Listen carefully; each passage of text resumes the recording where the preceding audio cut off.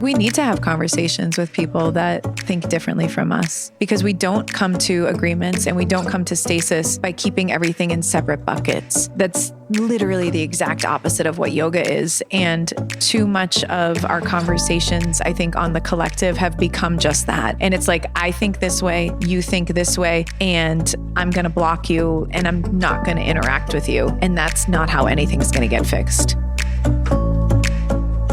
Welcome to Seacoast Stories, a weekly podcast where we interview the people and businesses of New Hampshire and Maine. I'm Troy Farkas. I've produced some of the most popular podcasts in the world, and since moving to the Seacoast in 2023, I've fallen in love with the area and its inspiring people. And now I'm on a mission to bring the Seacoast closer together, one podcast at a time. And on today's show, we are celebrating because this is the 100th episode of Seacoast Stories, and I'm having a conversation with the only person that I could ever possibly wanted to talk to on this special episode. It is the person that I love the most on the Seacoast, the owner of Three Bridges Yoga, my mentor, teacher, boss, the reason that I still live on the Seacoast. She is my very, very, very dear friend, Stephanie Paolini. I normally script this open, but I think I should just speak off the cuff for a bit to begin here. When I moved here in the summer of 2023, it was off the heels of getting my heart broken in Hawaii by the young woman whom I thought I was going to spend a very long time with. It was off the heels of searching for a place to live, a community to really sink my teeth into. I'd lived a bunch of different places. No place really felt quite right. And when I came here, I was hoping that it would be the right place. And I will say I met Stephanie at the exact correct moment that I needed to meet someone like Stephanie. She really took me under her wing. She made me feel at home at Three Bridges. She made me feel loved and cared for and appreciated. And she does this with everyone. I was no different than anyone else when I first met her, but there was just something about her. There was a warmth about her. There's an energy about her where I just wanted to know more about her. I wanted to talk to her more. I wanted to talk to her after class, and I'll tell part of the story later, but she's the reason why I ultimately decided to stay here after wanting to leave a few months into my Seacoast experience when I moved here. And when I decided to stay here, the universe just opened up for me. And that was when my relationship with Stephanie really went to the next level. And then I started going on retreats with Stephanie, with Three Bridges. I've spent thousands upon thousands of dollars to spend more time with this woman, both on the retreats and when I signed up to do her yoga teacher training at the studio in the back half of 2024 going into 2025. I wanted to learn more about yoga. I wanted to further deepen that relationship. And I can't even begin to describe how much she means to me as a human being, how much our relationship means to me. She is so beloved by so many people on the Seacoast, and there's many people whose lives she has touched, but I'm not sure if she's touched someone's life more than she has mine. I cried while editing this episode just because of what this woman has done for me through the years, how she has believed in me, how she has forgiven me when I've messed up, how she has always encouraged me, how she has told me how necessary my voice is, how important the work that I'm doing is. She has been supportive as a sponsor of the show with the studio. She has been so supportive via text, email, in person, the private exchanges that we've shared, the messages that she has sent me to let me know that I am loved and being thought of. She is truly one of one, and I'm just so grateful to know her. I'm so grateful that we have crossed paths at the exact time that we did, and so much of what I have in my life would not exist without her. I know she would deny that. She would say that it's all me, but I will forever pin everything I have on her. If I ever win some type of award for something in the future, after my parents, she will probably be the first person whom I thank. I'm going to stop rambling. I could ramble about Stephanie all day. Let me tell you what's coming up on today's episode. We're going to discuss a wide array of subjects like the biggest change that she has seen in her yoga classes through the 9 years of owning Three Bridges, which I believe is the premier vinyasa yoga studio on the Seacoast. We talk about the unexpected inner demons Stephanie battles every day. I tell you why I believe we need to be a little bit less judgy of people and why I think we should spend a lot more time listening to each other. And she also tells the story of how she met the love of her life just prior to turning 40 years old. Plus, why Three Bridges Yoga is back on social media after a 3-year hiatus, the cult that we are going to start, the Three Bridges Yoga OnlyFans page that I think we should start, and a whole lot more. This one gets a little unhinged, but no better place to do that than on the 100th episode. Without further ado, here is Stephanie Paolini and I from the West End of Portsmouth. Do you remember the first conversation we ever had? Oh, wow. Okay, going down into the archives. The first conversation that I remember us having was via email, but I'm assuming there must have been one. What was the email? When I emailed you and was like, "Are you all right?" Oh, gosh, no, we knew each other way before that. Well, I knew you, but I don't feel like... Yeah. All right, we didn't start to know each other until then. Oh, gosh. But the first conversation we ever had, you taught me something. I mean, you taught me many things, but this was the first thing you ever taught me. What is it? So I moved here in June of 2023, and I stumbled into Three Bridges a couple weeks later, I believe it was the Thursday 7 a.m. class. And I get there early. I'm the first one there. And you were very apologetic to me because you said, "Oh my God, I'm so late. I'm still getting my life together." And I said, "Oh, what happened?" So she said, "I got bridged." And I said, "What? What does that mean?" She said, "Oh, when you are crossing from the Memorial Bridge, Portsmouth into Kittery, or in your case, Kittery into Portsmouth, the bridge goes up and you get delayed. I got bridged." And I said, "Wow, I've never heard that term before." And I thought you were kind of kooky for saying that. I thought that was just a made up term that you had. And now I've learned very much that bridging is a thing. So that was the first thing you ever taught me. I love that. Have you ever been double bridged? That's like, no. Oh my gosh. So double bridging, I mean, it's rare, but it happens. And man, it's like when you start to go over and you're bridged, but it's been up for so long that there's like so much traffic that you're maybe like a quarter mile away from it. And then you see the bridge go down and you're like, "Success, I'm going to make it over to Portsmouth." And then right before you get up, there's another one that comes through. That's a double bridging. Wow. Yeah. You hate to see it. But it's also like, is it quite similar to like when people say like, "Oh, if a bird like on you, you're going to have a good day." Like maybe a double bridging is a sign of like a really good day. That's the most Stephanie spin on that I ever imagined.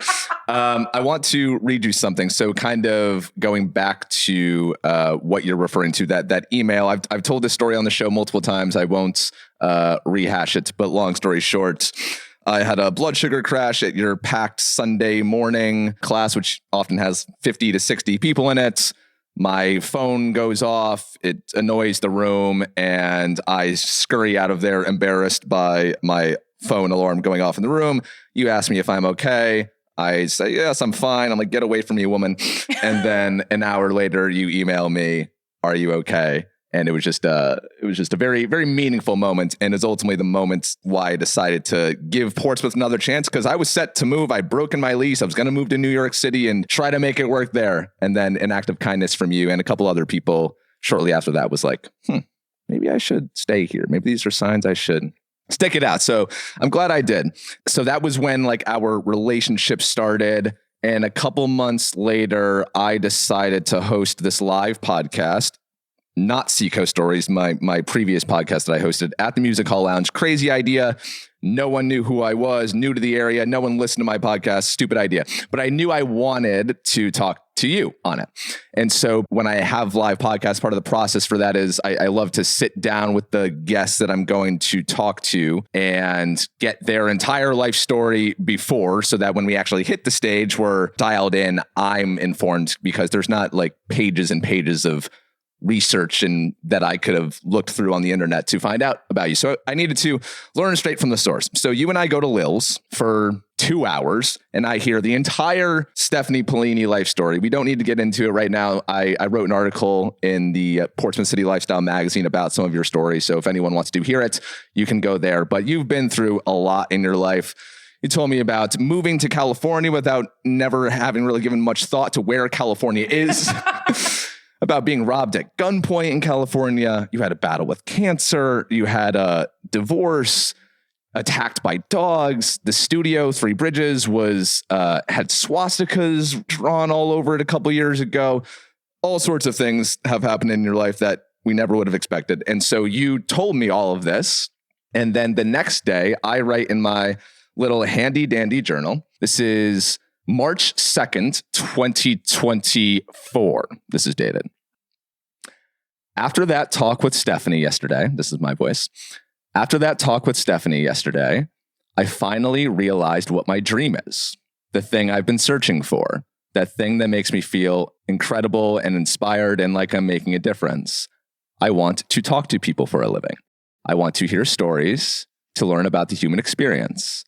I want to interview people, go back and forth, and just listen to them and make them feel special.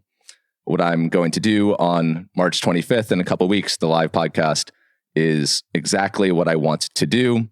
And I think yesterday was the first step in making that happen. I remember after that meeting with you, I think I cried after because I just had this realization, oh my gosh, I've been searching for years. What do I want to do? And after that, because that was really the first time I'd ever done that before. The podcasts I'd hosted in the past weren't life stories. They were topical. They were informative and educational. They weren't conversations where people would be moved to tears when they hear them.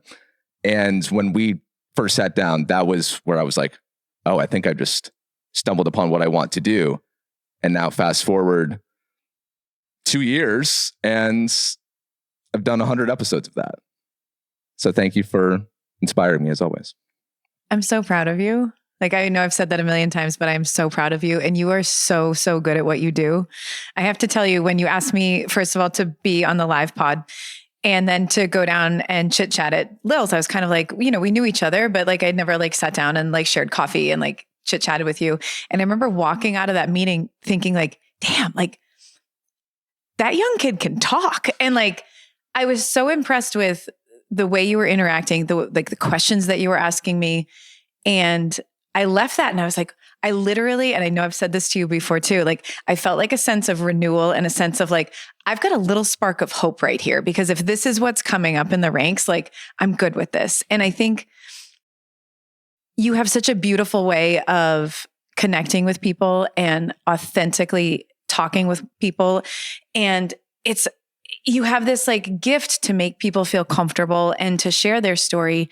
And I think it's so important because, I mean, obviously my work, yoga, I mean, I feel like one thing that allows us to be very connected to one another is when we share stories, because I think a lot of the tough things in life that we all have to deal with, whether it's like, going through a tough moment or anxiety or depression or sadness or whatever it is, I feel like a lot of times that stuff is softened when we hear stories of other people, because there's always a common thread. And it's not necessarily like, we've all gone through the same things, but we can distill it down to this like universal experience of like, oh my gosh, I'm not alone.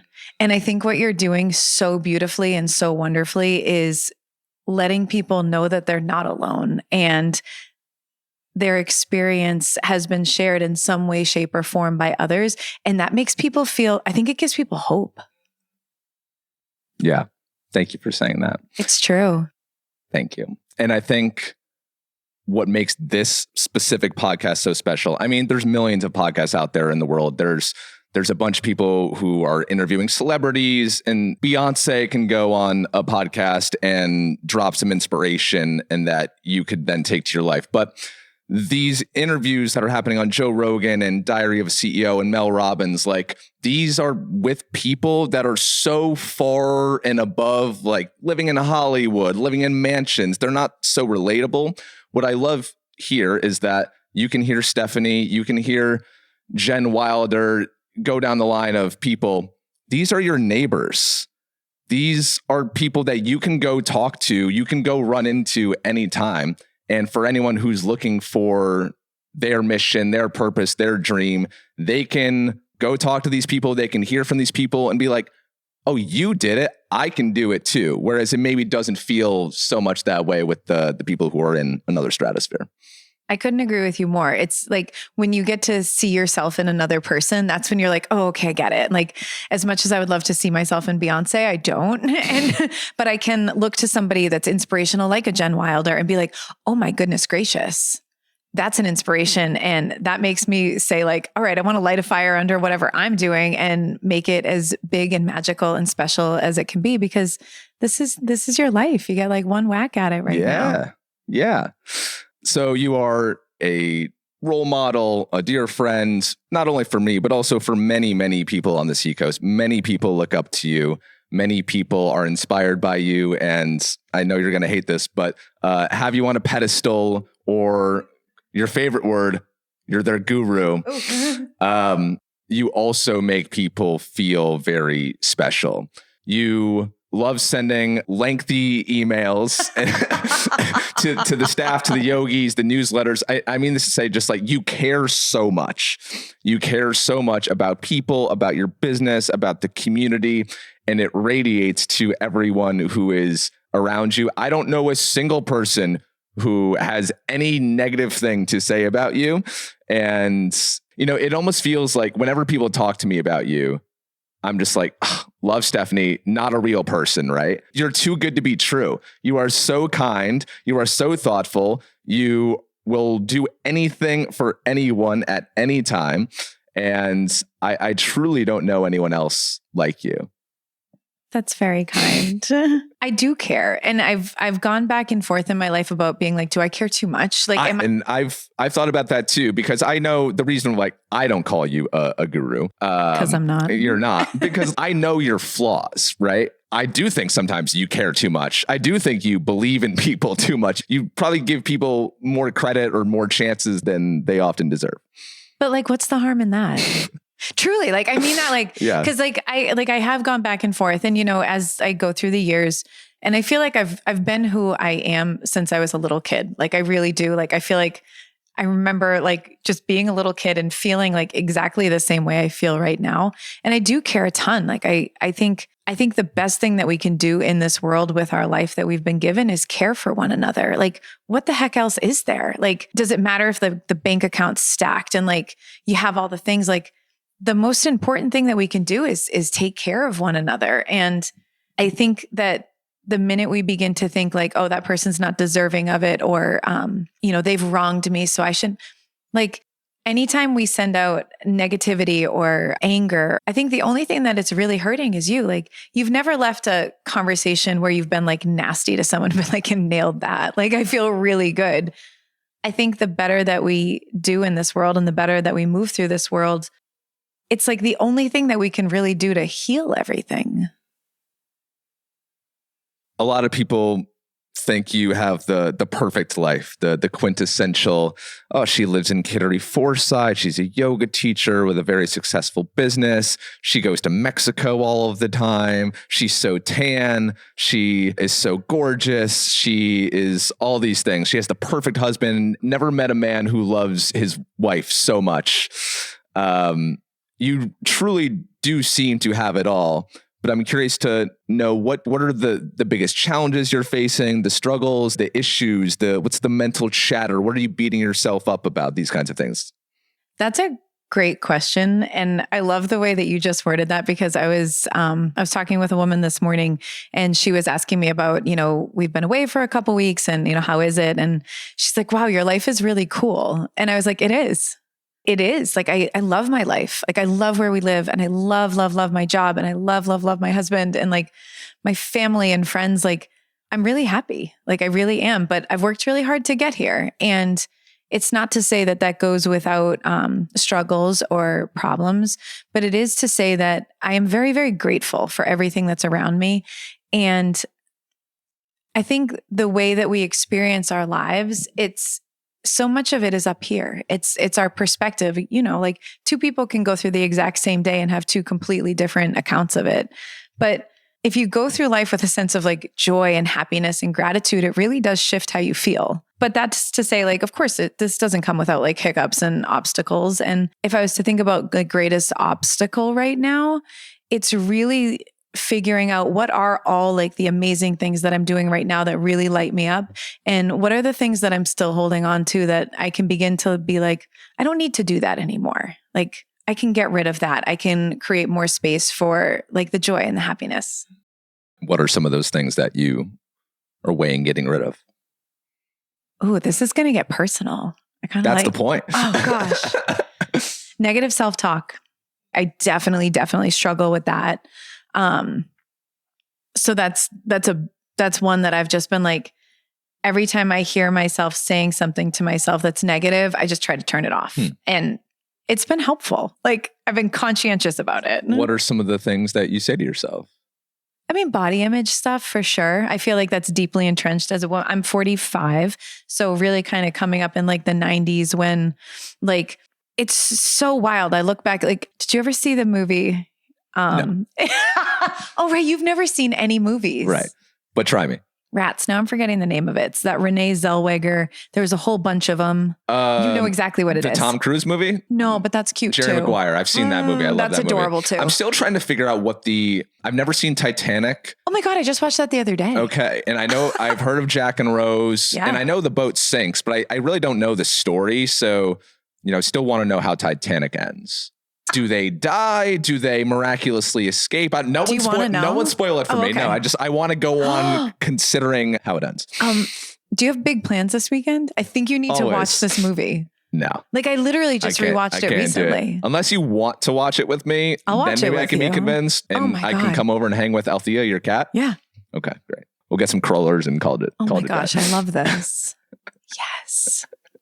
I don't even remember what we were talking about. You asked me, have I seen this movie with Renee Zellweger? Thank you. Okay, here we go. You're much better at this than I am. I mean, I grew up in the time that that woman was a small woman in those movies. And I remember growing up and all the magazines splashed all over it would be like, she's so brave for going out on these movie roles when she's so fat. And I'm like, the woman's like 120 pounds or 110 pounds soaking wet.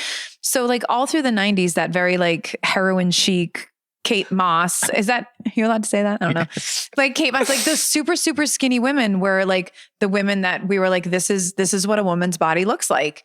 And especially at that age, 10, 11, 12, 13, whatever.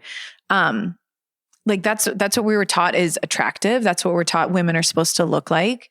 And it's a thing. Like, I stand in somewhat tight clothes at the front of a room, and it's been something that I feel like has always been like a tough thing for me that I haven't really like talked about too much. And I fortunately have never had to deal with any, like eating disorder or any stuff like that, but definitely like negative self-talk. And at the beginning of the year, I was like, why am I doing this? It's not serving anything. And I want to consciously stop it. And I've been like really, really conscious about it. And it's been noticeable. Well, thank you for sharing that, because I don't think people would have guessed that about you, because the first thing that they say about you, I mean, they say so many great things about you, but the first thing they probably say about you is, wow, she is so beautiful. And she looks so good for her age. Oh my gosh. Well, thank you. It's interesting, just the relationship that you have with self and the way that you look. And I never grew up thinking I was attractive. I don't know if I was or not, but I had noticed that over the last few years, just like the mental capacity that it was taking up with me being like negative to myself. And yeah, I was just like, I'm just not going to do that anymore. And then of course, me being me, I went into like a deeper psychological dive on it. And I was like, wow, how interesting that like when women are thin and that's considered the standard of beauty, it's like, we're just making ourselves small. And I'm like, I don't want to be small. I'm going to be big. Aw, I love that. And you should be big. One big thing I know, by the way, that you've been kicking around for a while is a little concept called LUTU. Can you explain to the people what this is? Well, this is my little budding project. And it was another one that came to me. Sometimes I can't sleep. I've been getting better at it, but sometimes I can't sleep. And I used to do the thing where, you know, you look at the clock and you're like, if I fall asleep now, I get 5 hours. If I fall asleep now, I get 4 hours, 3 hours. And then what I've started to do is like, okay, if I'm up, like, let's just use the time wisely. So I give myself 20 minutes. This is crazy. I give myself 20 minutes. Like if I wake up in the middle of the night, 20 minutes. And then if I can't fall back asleep, I either write or I read, or I make lists in my head of like all the things I'm grateful for, the people I'm grateful for. And one of the things that kept popping up was LUTU. And in my head, I was calling it Light Up the Universe. And I was LUTU. I love an acronym. This was one that was kind of puttering around in my head because it was one of those days where, you know, like it's so funny, like life is so interesting. You know, you wake up and you're just kind of in like a disjointed mood, you're a little cranky. And I forget what happened, but somebody that I didn't know was like smiled at me kindly or, you know, did something nice. And I remember just being like, you know, when you're like cranky and like you're kind of like this. And then it was like and I was like, oh, all right, things are better. And I was thinking to myself, like, how cool would it be to get people together and give them something to offer into the universe for that day, and notice how in such a short period of time, it's going to change the landscape of everything around us, especially in a community like this that's so small. And then, of course, you know me, I'm kind of a dork with numbers. And I think I was reading that. Former math teacher. I was reading, and I forget what the actual numbers are now, but there's something like it takes a really, really small amount of the population to create change. I want to say it's like the square root of... Oh yeah. It was something, but it was, and I remember like I was texting you and I wrote down the numbers and I was like, we're looking at like a total of 300 people in the Portsmouth area that could dramatically change the whole landscape of the area. And I'm like, wow, how cool would it be if you just had a collective together, whether it's like online on Instagram or email or whatever it is.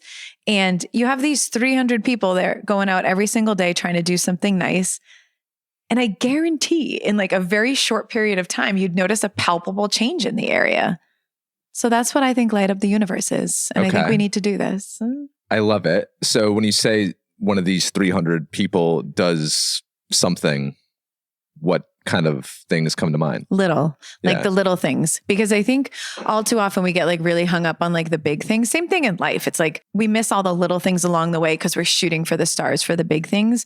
I'm talking about like, all right, everybody in the group today, they're going to open up a door for someone. Everybody in the group today is going to let somebody go in traffic. Or I feel like it's sounding a little culty with like everybody in the group, but you know what I mean? Like, I want you to smile at a stranger on the street. I want you to say good morning to someone that you don't know. Things that don't cost any money, that take like 2 seconds, that literally shift you. And you're like, oh, look at that kind person saying hi to me. Yeah. So how do we make this happen? Are we going to start spearheading like a tiny little cult? I mean, we should. I'm already a cult leader. I've been accused of. You are a cult leader. So are you, okay? No. 3BY is a cult. All the yoga studios are. Now, 3BY is probably the least cultish of all the yoga studios. Really? Yeah.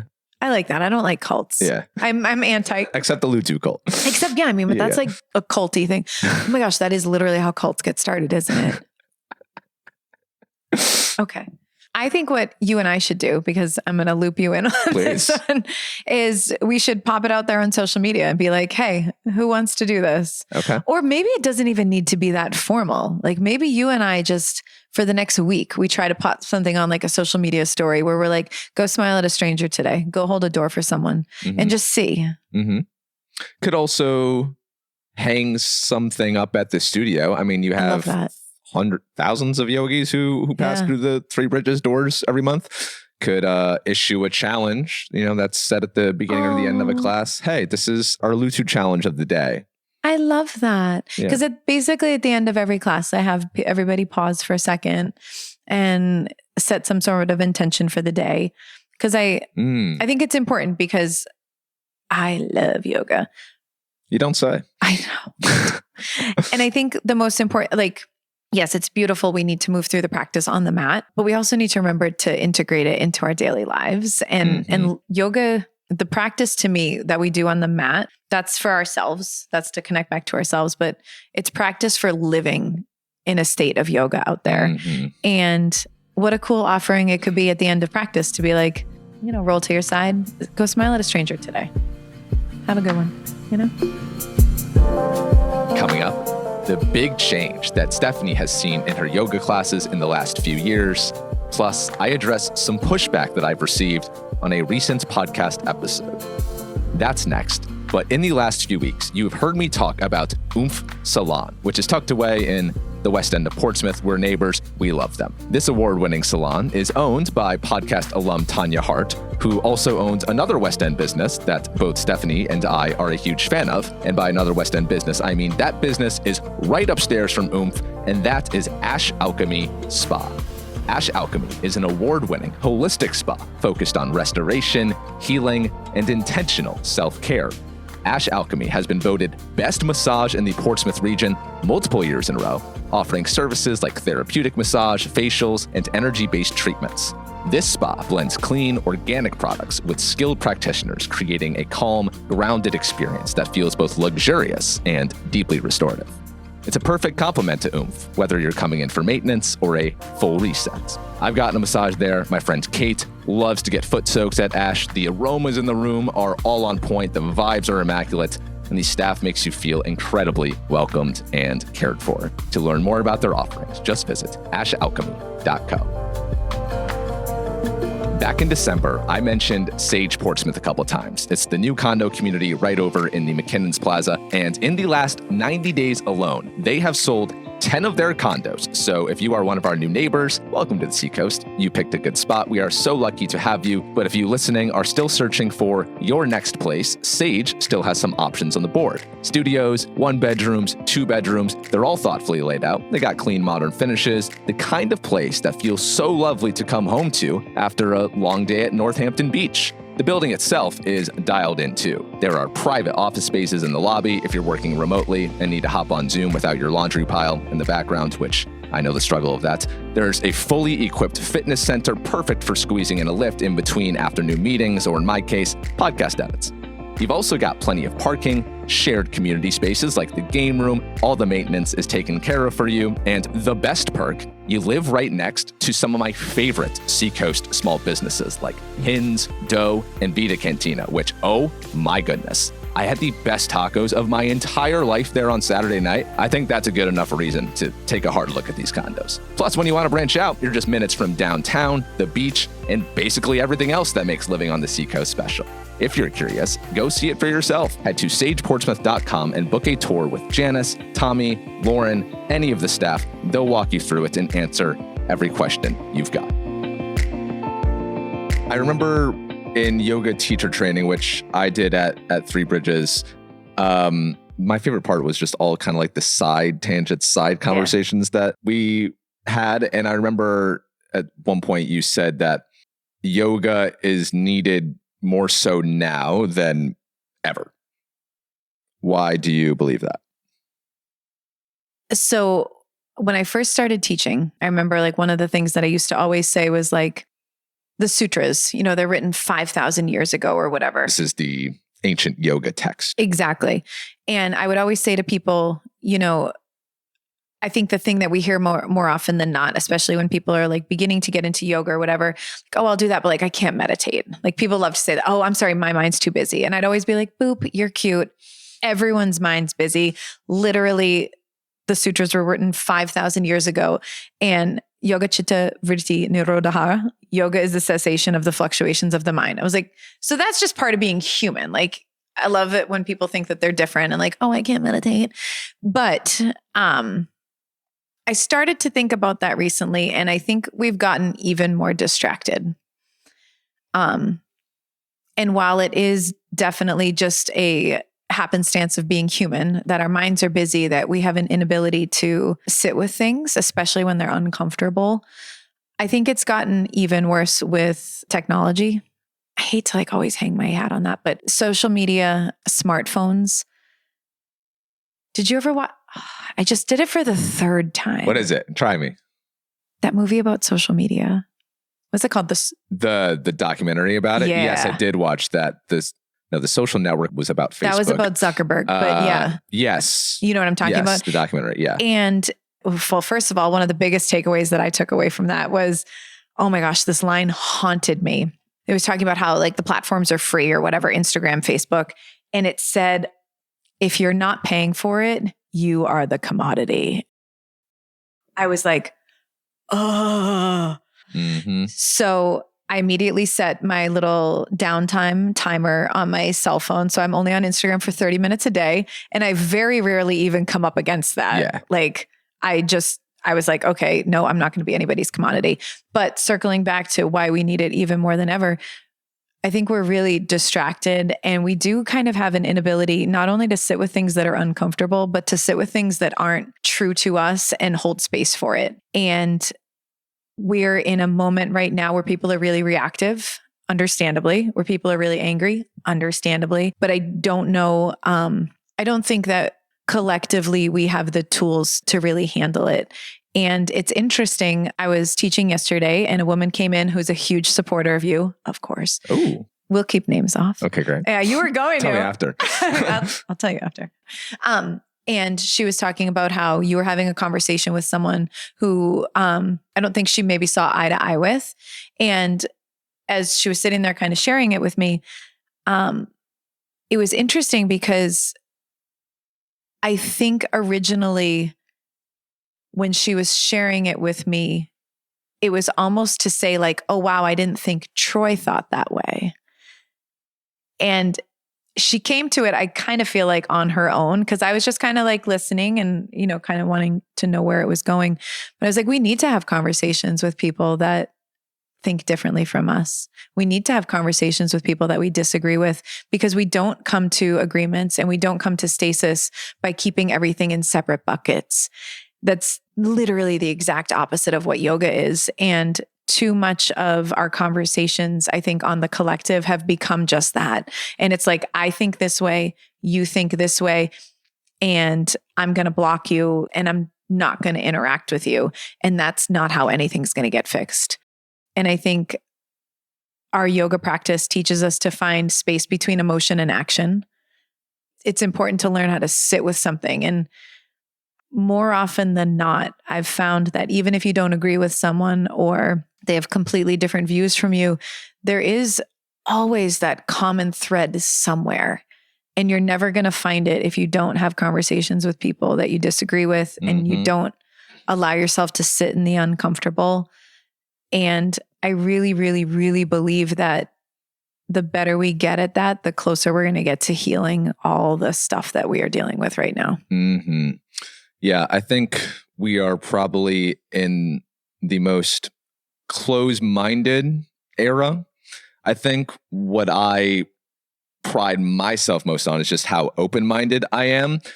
And I'm sure I know the interview that this woman was referring to, because I got a lot of shit online for this. Someone called me a Nazi for having Anthony DiLorenzo on in January.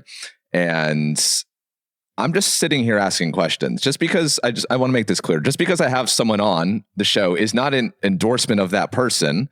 With Anthony, for example, he is a major player in this area. Yep. So much of everything you see in Portsmouth is because of him. He's absolutely someone I'm going to talk to on the show. And I'll continue to talking to people like that, even if they have opinions, views that are not what most people in the area share. And I recently had Scotty Lago on, who, you know, is an avid hunter. And we had a fascinating conversation about how he found God recently. And I'm not a hunter. I've never been hunting. I don't know if I'll ever go hunting. I wouldn't consider myself a Christian, but I'm just going to ask people, because I think what I love doing so much is just, how do other people experience this world? This is important to him. This person believes this. Okay, why do you believe that? Not casting any judgments. Everyone has different experiences, different backgrounds. Everyone was raised differently. We all have different trauma. That all leads to why you are the way you are today. And what I love doing is just uncovering that, because when you start to uncover that, you start to see, oh, I get it now, you know? So I think that's what we're missing in today's universe. I couldn't agree with you more. And I think what you're doing for that reason is so important and also brave. I think that the pod's on the newer end, right? This is the 100th one. And I think it's really, important and brave that you have conversations with people that aren't necessarily exactly like-minded like you, because that's how that's how we learn about people. And truly, and it's interesting. Like, it makes me think a lot about, I'm a big why person myself. Like, I've never wanted to just learn something. Like, I want to know the why. Like, why does this work? Why does this happen? And I remember listening to a woman talking about a yoga retreat, I believe it was, or was it a yoga class? It was something yoga related. And she's like, it's so nice being around only like-minded people, which was absolutely meant to be a compliment. And I chewed on it for so long because I was like, ooh, I don't know if we need to always be around like-minded. I think we get supported when we're around like-minded people, but I don't think we get challenged. And I don't think that we're asked to question where we're coming from and why we do the things that we do unless we come up against disagreements. And it's an opportunity to learn. In the magazine article that I wrote, you said that you've noticed a change with people. You've been teaching 12 years? Yeah. And you've noticed that in Shavasana, the final resting pose, that you notice a pretty clear difference now in Shavasana. They used to be able to chill for 6, 7, 8 minutes in stillness, but now you start noticing some shaking, some moving around 3 minutes in. What do you think that is? I think it's the same thing. I think it comes back to the technology. People in yoga practice with like the watches, iPhone watches, whatever they're called. We're going to call them Apple watches. They're checking them. Yeah. Texts are coming through. Yeah. The inability to stay present is, I think it's getting more and more difficult for people. And it's true. Like, you see people laying down in Shavasana and in like 30 seconds or a minute, there's little tapping fingers or, ankles moving, or more often than not, it's people looking at their watches or their phones. Like, we're like, it seems like more and more culture is like just moving fast towards what's next and not being where they are. I feel like I must have read, because I've said this in practice before, and I feel like I must have read it somewhere because I don't think I came up with this, but it's to the extent of everything that you need right now is in this moment, every amount of beauty, every amount of peace, as well as every lesson to be learned. But in order to really see the beauty or to feel the peace or to learn the lesson, you need to be present to it. You can't be running ahead to what's next. Mm-hmm. Your mantra heading into 2026 was, what you're doing right now is the most important thing you could be doing. Yeah. Why do you say that? So that was one that came to me, and I've always loved mantra. I'm a big fan. I think, your brain's always going to be ticking. And if it's especially hectic, how lovely to give it something better to focus on. And different mantras have resonated with me for different reasons during my life. But that one popped into my head a few months ago, and I was like, oh shit, like that might be it. Like, whatever it is that you're doing right now is the most important thing you can be doing, because it's the only thing you can be doing. And every time you let your mind wander off onto, oh rats, did I go grocery shopping for later today? Or, oh my gosh, did I blow out the candle? You know what I mean? Like, every time you let your mind wander off and you connect with it, you're disconnecting yourself from where you are. And the people that you're talking with, whether it's a conversation like this with a dear friend or with someone that you don't know, or the best thing you can give them is your presence. If you're walking with yourself through the woods, having like a lovely little like afternoon stroll, the best thing you can do is be present with yourself. You're sitting there petting your cat. The best thing you can do is be present with that. And I think that's really when you begin to live yoga. I love it. Yeah. Let's talk a little Three Bridges, my favorite place, my second home, my place of employment. Okay. So you mentioned earlier that you are starting to let go of some things. Yeah. And I think potentially what you could be referring to is you have recently just hired, for the first time ever, this is your 9th year of owning Three Bridges. First time ever, you have hired a studio manager. I know that you had been wanting to gradually loosen the reins and not step away from the business by any means, but just stop being so hands-on and all-consuming. I know that's part of your long-term plan, but seems to have happened. The timeline's been pushed up a little bit. So what prompted you to hire Erin, who is also a teacher, has been a teacher on staff for a couple of years now. Lovely human being. We love you, Erin. But she's now taking on a far larger role. So what inspired this? So it was last year I was writing out kind of what I wanted my goals to be, short-term, long-term. And one of my 5-year goals, and when I say, I was like, this is a pipe dream. I'm not even kidding you. I was like, this is a pipe dream, but I was like, let's just pop it out there. And if it happens in 10 years or 15 years, that's wonderful. But my pipe dream of a 5-year plan was to just teach.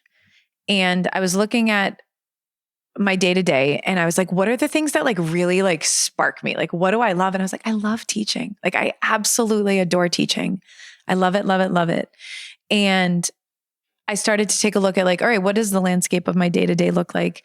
And I am the type of person, for the last 9 years, I've done everything myself. At the beginning, I like taught myself QuickBooks. I taught myself all that stuff. And then once I learned how to do it myself, I was like, okay, then I can have somebody else do it. But I'm the type of person where I need to know that I'm self-sufficient, that I don't need to rely on anybody else, that I can do it myself. And so for the last 9 years, I've just kind of run the ship. I'm the one answering all the info ad emails. I'm the one updating the website. I'm the one doing the schedule. I'm the one doing the interactions with staff. The list goes on and on and on. And that big 5-year plan was, I'm going to hire somebody who's going to do all that stuff. And what I want all my focus to be is to teach. And I teach, I think it's 6 public classes a week. And I was like, I want them to be 6 baller retreat style classes. Like, you've gone on yoga retreat before, and classes are often a little bit different because I have a little bit more time and space to really like layer on theme and music and all that stuff. And I know I do that on the week to week. Like, I'm not discounting. Like, I think I do that, but I'm like, I really want to just like knock them out of the park, like every single week. That'd bring me so much joy. And then I started to think like, okay, like how am I really going to solidify this vision? And Erin, like I adore Erin. Erin is she's an absolutely beautiful human being. She's so kind and lovely and funny. She's a wonderful yoga teacher. She's Reiki too. So her Reiki is absolutely fantastic. And in my head, I was kind of like, Erin's the woman that I want to do this. And she had another full-time job. And I'm a firm believer in not poaching people. Like, I think that's bad juju. That's bad karma. But I got an email from her serendipitously, I believe in November, that was asking me, hey, Steph, is there any chance I could use you for a reference? And I said, absolutely. Like, I'd be honored. With that being said, it sounds like you might be on the job hunt. She's like, I am. Why? And I was like, do you want to go out for coffee? And she's like, yeah, sure.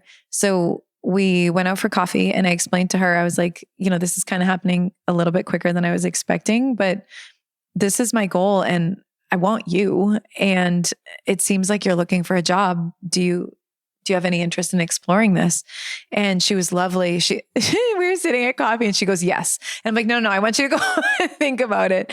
And she went home and she really thoughtfully sent me some beautiful questions and, she accepted. So I'm in the midst of training her. I'm guessing it's probably going to take like 6 months or so, but she's doing amazing. And it's been an interesting exploration because I'm like, wow, like what are the things that I'm holding on to that I feel so self-important that I'm the one that needs to do it? Like, I don't need to respond to info ad emails. Nobody cares if it's me. Like, you know what I mean? But you have this, I don't want to say inflated sense of self, but it was just like, it's such a beautiful thing to learn. Like, you're not that important. Like, you're not. Yeah. Let somebody else do it. And I think for staff, I think for our yogis, I think for myself, I think this is going to be an amazing transformation. Like, I feel like lighter already. Yeah. Like, but why now? I mean, that it's interesting. Like, the timing, like I said, was accelerated. Yeah. Like, it wasn't the time I thought I was like, oh gosh, do we have enough finances to do this? Because I did hire her full time. And I think it's very, very important to compensate people well. I chose now because it was a little bit scary. I'm not even kidding you. Like, it sounds so silly. I chose it because I was like, I don't know if I can do this, but I'm not going to know unless I try. And it's stripping away so much of like who I have been for the last 9 years. Like, I'm the woman that does all that stuff. And now I'm taking all that stuff away and I get to have this like fresh skin and be like, okay, like who am I going to be in this next evolution? And who I want to be is I want to be just an amazing yoga teacher. I remember when I first started teaching, I would say things like, oh, I'm just a yoga teacher. And I think a lot of us might do that. I do that. I say, oh, I'm just a substitute. And it's like, you're not. That work, I wish that all of you that teach not only at Three Bridges, but everywhere knew like the impact that you have. You don't even have to say any like amazing words of wisdom. Giving people space just to be in their bodies and to feel their feelings and to process things. Like we need to stop saying just a yoga teacher. Like it's important work. It's important work. What are some of the biggest challenges that you've been experiencing so far giving away your baby? I mean, this has been your everything for $25 for 9. It's a call back to the recent episode with Aaron O'Valley. That was cool. It was well done. I'm a control freak. Whenever I've hired people in the past, and it only ever works if they're like absolutely amazing at their job. If they show any sign of like weakness, I'm like, all right, I'm doing it. Yeah. I don't know why I trusted you with this. So like, how are you going to deal with this? Great question. I do think trust is a huge piece of it, and it's trust on both ends. And rats, like I got to tell you, the woman's amazing. Like, so that's definitely her being her has helped me soften my edge around like that grip. Yesterday we were in a meeting and I officially put the info at email on her computer and it's not even on mine. And I walked out of that. I was like, I'm sweating. Then I was like, I can do this. Like, this is amazing. I think it's equal parts trust. Again, not only in like what she's doing, but trust in what I've built. It doesn't require me on that level anymore. Yeah. And also trust in myself, because I think the other piece of it, like coming back to that self-doubt, like, so now who am I when I take away all that business owner stuff? Am I just a yoga teacher? And rats, like if I'm just a yoga teacher and I don't like knock every class completely out of the park, like does my self-worth go down? Like, am I not good at my job? So that's like some kind of like raw stuff. Yeah. And I think the other stuff that I've done so far has like been like my little protection, in so much that like, say I teach a class that I'm like, wasn't my favorite. Well, I had a busy day. I had so many emails to respond to. I had to, but now I don't have that. Yeah. And it's just like, me in the class. Yeah. I'm excited. I'm excited too. I'm so excited to not bother you. You've never bothered me a day in your life. I bother you all the time. Never. Stephanie, I can't figure out this new software. Save my life. Stephanie, Spotify cut off my premium. What do I do? I'm excited to bother Aaron now. So I'm sorry, Aaron, in advance. I'm not even kidding you when I say like you and anybody else that works at the studio have never bothered me. Like, it's interesting because I feel like this goes back to exactly what we were talking about at the beginning of the conversation. When you have conversations with people, like you find that continuity or common thread. And it's like, how much of me being Stephanie Paolini had I built up as like business owner? And like, I'm the one that wears all the hats and I'm the one that does all the things. And like, if I take these hats away, am I going to feel naked and afraid? We'll see. I do a little bit, but I'm kind of like naked and afraid and excited. Ooh. That's a title of this episode. Stephanie Paolini is naked, afraid, and excited. And excited. Maybe we should delete that. Quick aside, we had a conversation recently because as I talked to a bunch of business people in the area and I'm trying to figure out business things, and I get so inundated with a lot of messages, a lot of requests, and everyone and their mother who has a business around here is like, dude, you need to set up automations. You need to set up auto replies and auto responses and like templated emails and blah, blah, blah. It will make your life so much easier not giving that brain capacity to these unimportant tasks. So I was chewing on that for a while. Do I do that? And I had brought this to you because I'm like, you put your heart and soul into every response, every email. Man, Stephanie it would be such a big relief for her to just have an auto response. No canned emails there. Yeah. And you said something to me that, is ultimately why I am not doing the auto response thing. It's just like, you lose the human touch. It's and true. in your business, you can't lose the human touch in yoga. And in my business, which is ultimately getting people to open up and to share the most vulnerable parts of themselves, to say the things that they've never told anyone and to tell it to many, many people listening on the other side. I can't do that. And I think that kind of goes back to like what we were talking about is like, what's the why? Like, okay, so I'm going to set up all these automated emails to respond back to the human beings that are writing in to talk to me. Like, to me, that just seems like such a strange dichotomy anyways.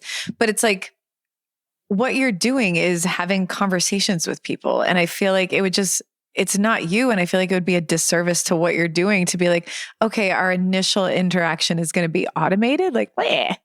But maybe when you have like, I bet in 5 years, you're going to be like, man, I've just got like 10 million people following me. Oh, gosh. I'm going to have to, I'll do your emails then. Please. Oh my God. I could hire you. Wow. Yes. What a fun. Oh my gosh. I would love to. Wow. Okay, great. Let's One Thing Go immediately picks up new emails. I'm like, yeah, let me do your email. Got all this time now. Might as well get back on the email grind. Something that you are back on, and by you, I mean Erin, social media. Yeah. Three Bridges Yoga is back on Instagram after having a 2-year hiatus. I want to say, Troy, it's been a full 3 years. So Meta like shut you guys down a couple years ago, right? What happened there? The Facebook got hacked and some like icky stuff was put on. Not me. Really? Yeah. What was it? If you can share. Am I allowed to? Yeah. You could just beep it out after. It was like porn. What? I know. Like pictures, videos? It was video. Really? I watched it. Of anyone we know? No. Okay. No. I still think the Three Bridges OnlyFans should be a thing. Troy one time told me to go on OnlyFans and put videos on there. Yoga videos, just yoga. I'm just saying, I love the OnlyFans business model. I think it's a great platform. It's not just for porn, okay? It's for all sorts of people. I've watched many like boxing training videos on there. Not sexual at all. I think Three Bridges should have an OnlyFans. So Erin, that's your next task. All right, Erin's going to add that to the list. Erin, I need you on OnlyFans. But yes, so we were hacked, and immediately I was like, hey, we've been on here for, it must have been like 13 years at the time. Like clearly going from my cute little Thich Nhat Hanh quotes, like this isn't me. So what's interesting is when you deal with Meta, they own Facebook and Instagram and anybody else? WhatsApp. And okay. When you deal with their customer service, it is 100% AI.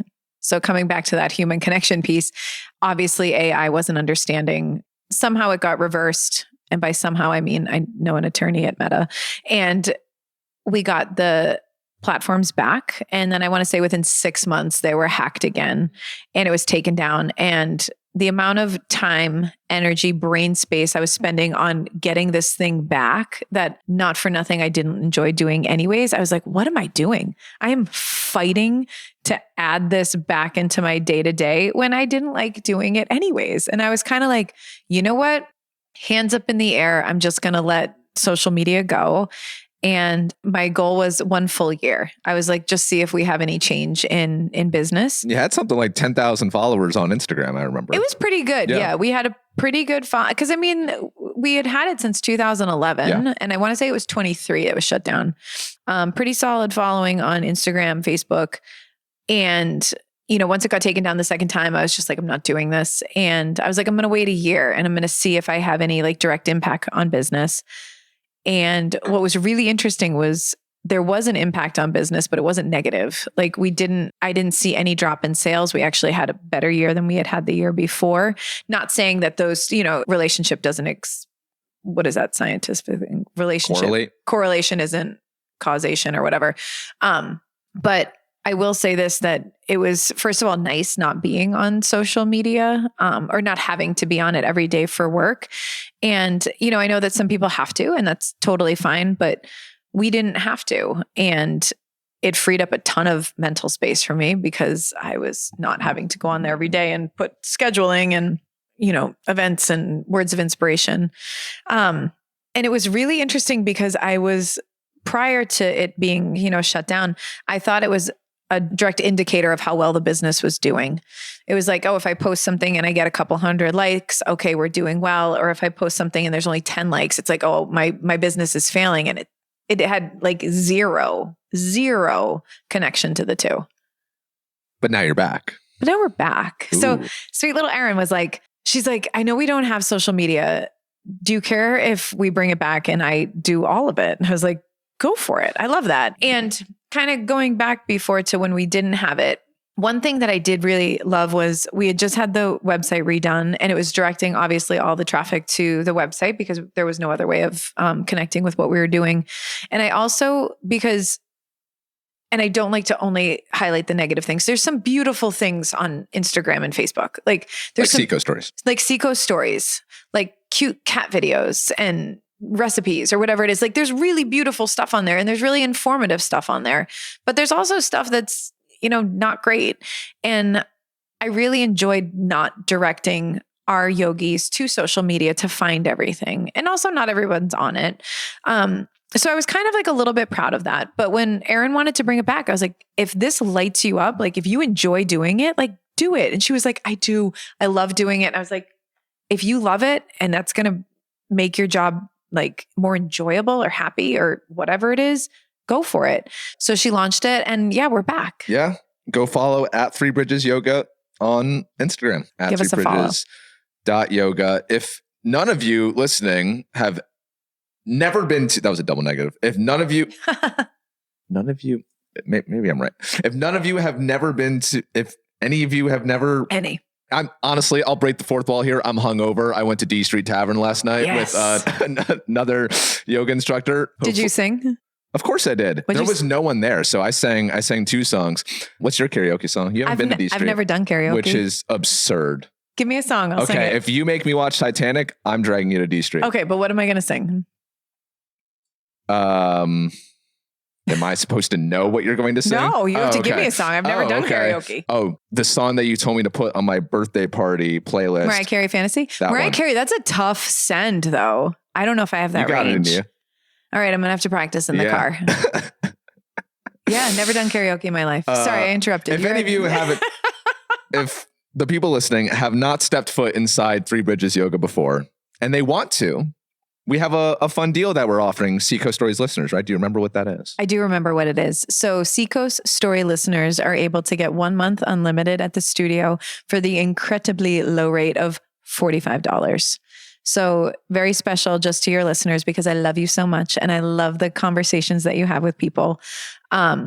Big, deep discount. So go online. They can purchase it. Seacoast Stories New Student Special. And then pop in the code Seacoast Stories. Brilliant. Coming up, how Stephanie finds the love of her life just before turning 40. Plus, I announce some exciting news for both me and the studio. That's next, but before that, if you live on the Seacoast, you know we are fiercely proud of 2 things, our scenery and the ability to mind our own business, which is why we all want big, beautiful windows letting in that coastal light. Think Venice Beach at golden hour kind of vibes. But we do not want our neighbors watching us like it's people watching at the Friendly Toast on a Sunday morning. That's where budget blinds of the Seacoast comes in. They're local, they come right to your home, and they save you from spending an entire Saturday at Lowe's in Newington arguing with yourself over shades that you don't even understand. Whether you're in a Portsmouth condo, a Dover colonial, or a Maine beach house where the sun hits harder than an ice cream cone at Lagos, Budget Blinds helps you control the light, the privacy, and the vibe. Custom blinds, shades, and shutters, professionally installed, priced reasonably, and done right the first time. For more details, just visit the link in the show notes. Couple more things to round out the pod. So your husband, Nick, we've mentioned him a couple of times. You just celebrated your 1-year anniversary. So happy belated anniversary. Thank you. You got married in Mexico. You celebrated your paper anniversary. Yep. Also in Mexico. And I would love to talk about this because, so as you said, you're 45 and you guys have been together 5-6 years. 6 years. Yep. Just and so you guys met later in life. You had been married before. He hadn't been married before, right? I don't think so. And so I bring up the ages because I know a lot of women, especially in the area, who are late 30s, 40s. are single and just think that like my time's up, I'm never going to find someone again.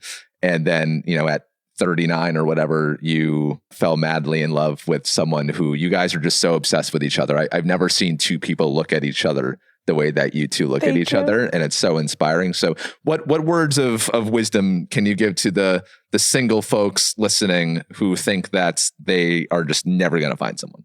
Well, I think that's a great question. I think that different people have different experiences, and you can certainly find love at any point. Like my parents are absolutely adorable, and they met at the prom. They got married when they were 20, and they are now 74. So they've been happily married for 54 years. So this is not to discount that you can't meet somebody in your 20s and have them be your forever human. But I think there's something really beautiful that happens with each year that ticks by, that you get to know yourself better, and you get to know the things that you really want out of a relationship. You get to know the things that are your absolute like stop sign no-goes. And I think that helps when you're meeting someone. And I will also say this, before Nick and I went on our first date, we were introduced by two of our very dear friends. They're lovely. They all went to college together, and they introduced Nick and I. And prior to Nick and I dating, I lived by myself in Kittery. I owned my own house, and I was really happy. I remember like every day, like leaving work, going home, my beautiful little fairy house. And I was just really happy. I was like, I've done all this. Like, I love my home. I have my little kitty with me. I love my friends, and I just felt very complete. Like I wasn't looking for anything else to complete my life. I was like, everything's really lovely. And then when my girlfriend wanted to introduce us, I was kind of like, do I need anything else? Like, I'm kind of happy. And then of course we went on our first date, and like literally like the first date, I was like, oh rats, like this is going to go somewhere. You hate when that happens. I was like, this is something special.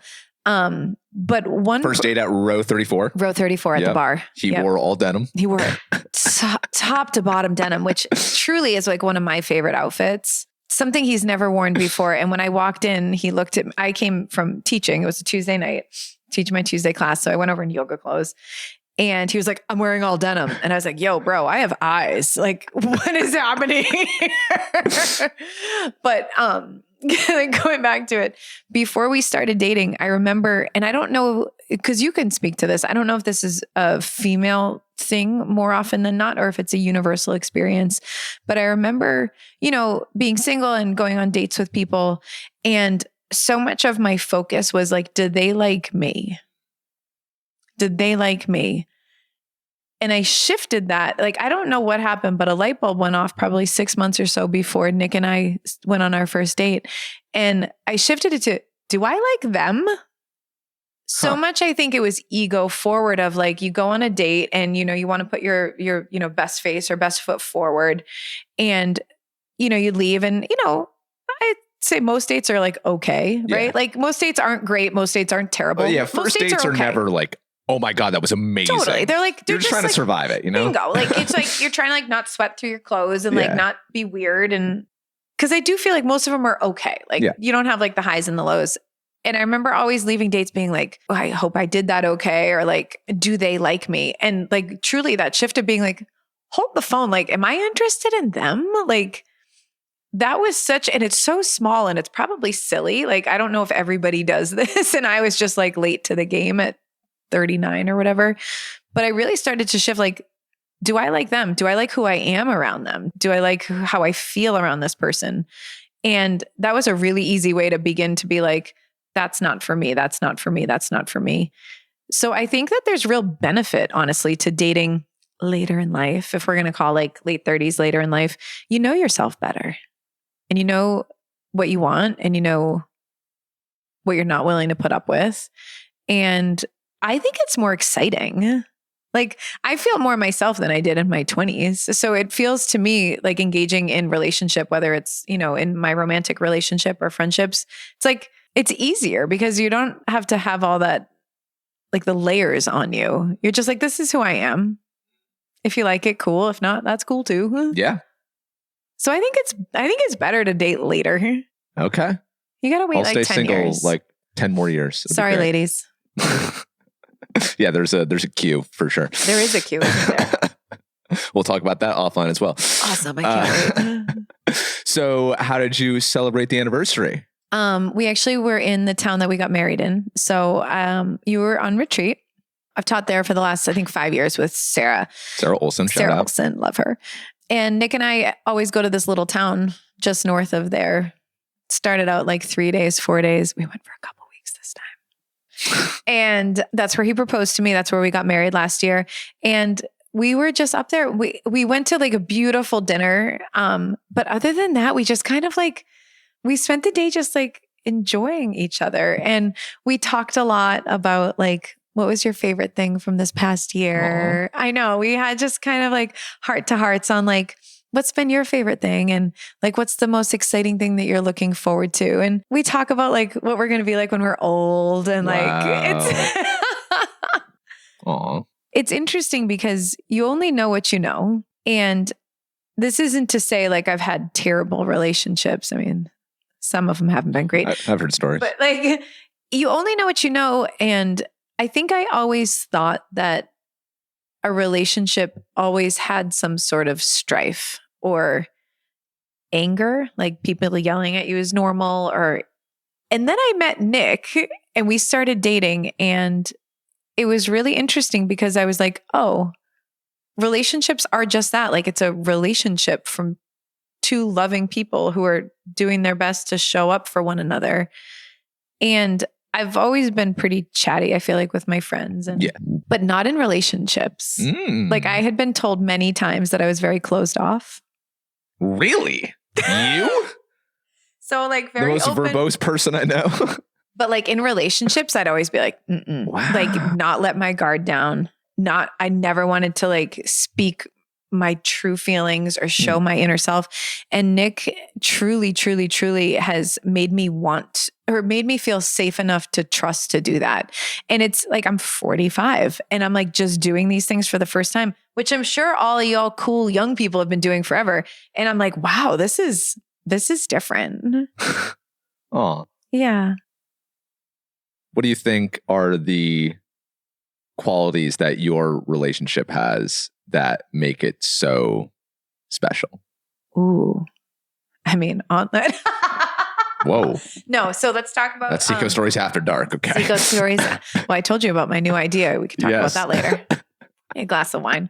I think at the heart of it, like very open communication is important, and we're pretty good at that. And again, that's something that he taught me. And when I say taught me, like, it's not that he was like, okay, Steph, when you're feeling this way, you need to tell me. He taught me by allowing me to feel safe enough to do that. We're very silly with one another. We love each other, like to no end, like depths far and wide. We support each other. And I think we both try to help make each other's day easier. Does that sound silly? Like we'll always like at the beginning of the day, like kind of go over like what we're doing. And then one of us or both of us will always be like, what can I do to help you today? Like, what is it that you need? We're each other's biggest supporters. But like, it comes from a very strong base of like deep and true love. Like that's the heart of it. It's very evident to everyone you're around. And you're America's favorite couple. We are America's literally favorite couple. That's what your wedding invitations said on them. AFC. See, I love acronyms. That's what that stands for. You posted AFC the other day. I was like American, like the football conference. No, I'm not that like big into football. The Patriots are in the AFC. I didn't think so. Yeah. Wow. Though I did teach you how to teach people about football in 10 seconds, right? You said that on retreat recently. You're like, I've spent years. Yeah, that's right.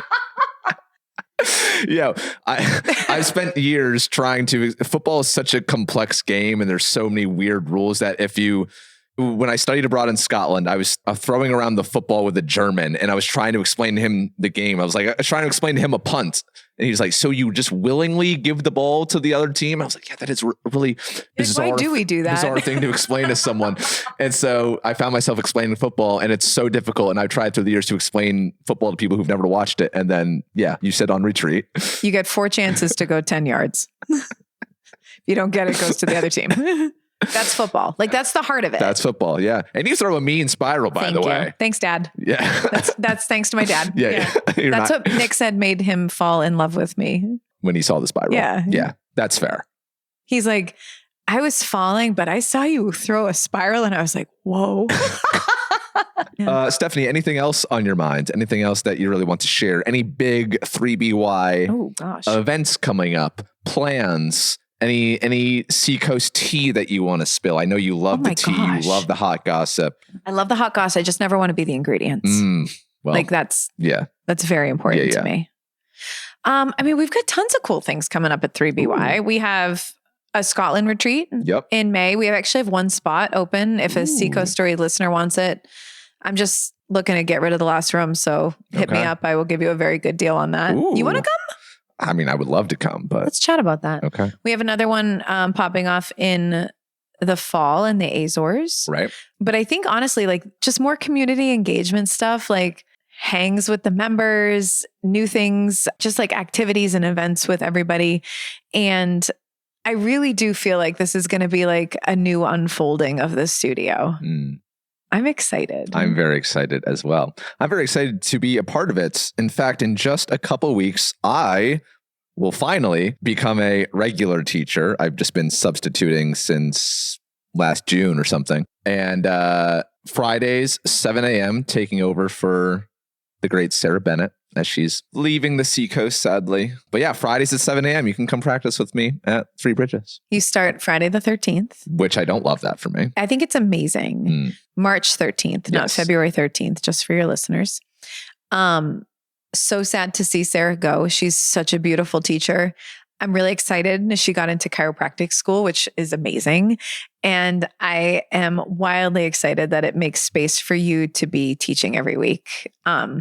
Your voice needs to be heard. And I know that we get to hear it here, but it's a different way to use your voice. And you're a very, very, very good teacher.